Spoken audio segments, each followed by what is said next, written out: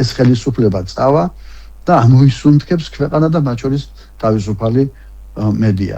ჩვენ გიჭერთ მხარს.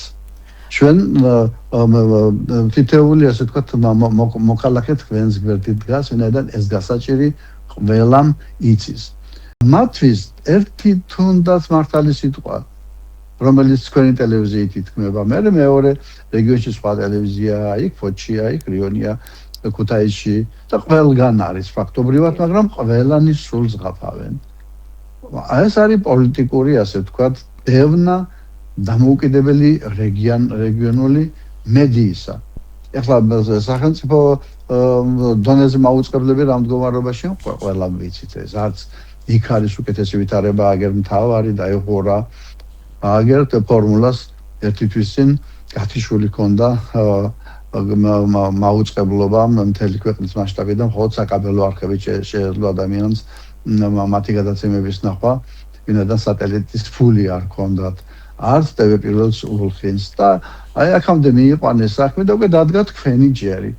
და აი ასეთი საგადასახადო ფინანსური რაღაც საკითხებით ფუთავენ პირდაპირ მათ, ასე ვთქვათ, ბოროტ მიზანს.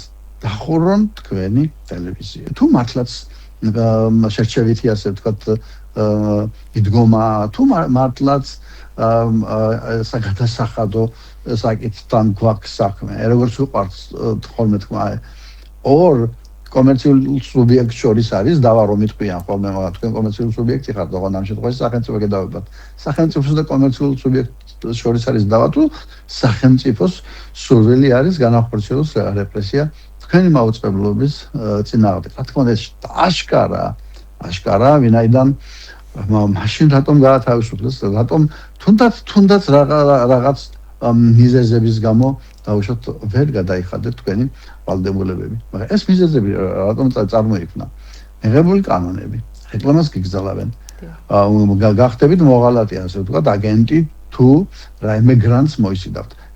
გადაკეტეს ყველა არხები.